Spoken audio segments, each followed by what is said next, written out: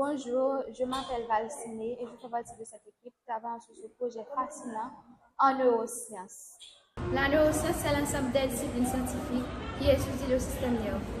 La plasticité cérébrale ou neuroplasticité, c'est un processus de modification du cerveau au cours de la jeunesse ou de l'apprentissage.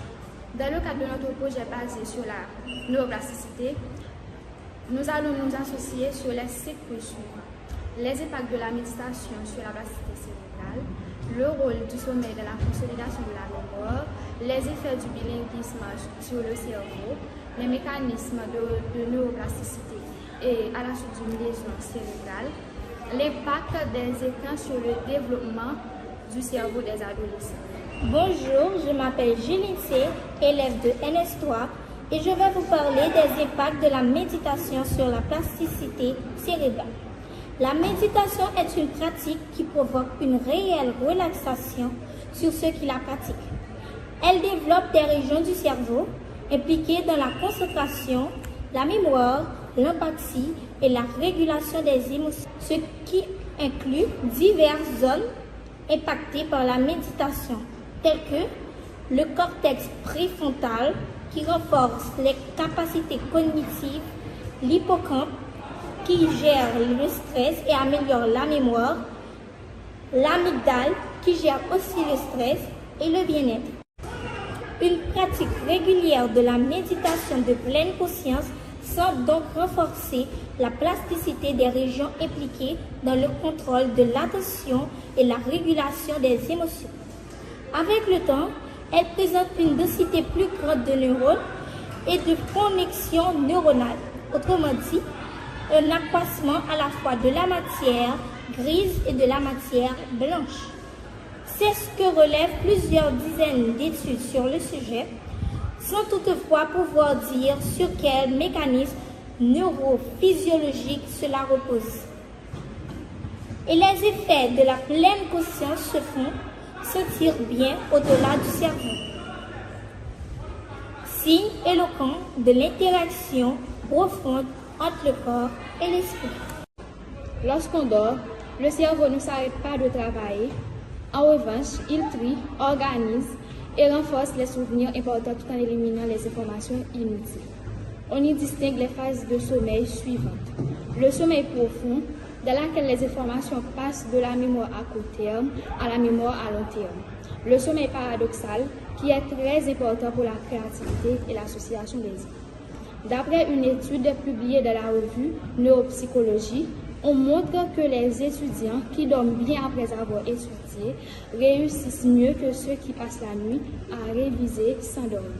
Bonjour, je suis Bienvenue Naïka, élève de la NS3.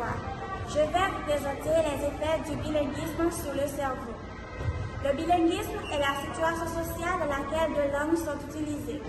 Le bilinguisme améliore certaines fonctions cognitives telles la flexibilité mentale, la meilleure concentration, la créativité accrue. Des recherches scientifiques ont démontré que le bilinguisme a des effets positifs sur le cerveau. D'après une étude menée par des chercheurs de l'université McGill, les individus bilingues présentent une connectivité cérébrale accrue, notamment entre le cervelet et le cortex frontal gauche, améliorant ainsi l'efficacité de la communication entre les régions du cerveau. Les recherches montrent que le bilinguisme peut retarder l'apparition de maladies d'Alzheimer ou d'autres formes de démence en renforçant les réserves cognitives du cerveau. Or, l'impact des écrans sur le développement du cerveau des adolescents. Développement cérébral. Le cerveau des adolescents est en pleine plasticité. L'exposition excessive aux écrans, smartphones, jeux vidéo peut affecter le développement du cortex cérébral, responsable de la prise de décision, de l'attention et de la gestion des émotions. Concentration et attention. L'utilisation fréquente des écrans, surtout avec les distractions des réseaux sociaux, peut réduire la concentration et la mémoire de travail, impactant les performances scolaires. Sommeil perturbé. La lumière bleue des écrans inhibe la production de mélatonine, perturbant le sommeil des adolescents et affectant leur humeur et leur capacité cognitive. Problèmes sociaux et émotionnels. L'usage excessif des écrans peut diminuer les interactions sociales face à face, limitant le développement des compétences sociales et augmentant les risques de dépression et d'anxiété. Avantages possibles: utilisés de manière contrôlée, les écrans peuvent stimuler des compétences cognitives comme la créativité et la résolution de problèmes, notamment à travers des jeux éducatifs et des outils d'apprentissage en ligne. Pour construire la maquette, on a utilisé de la pâte à modeler pour créer la forme du cerveau. Ensuite, on a roulé des morceaux de pâte de différentes couleurs en long serpent.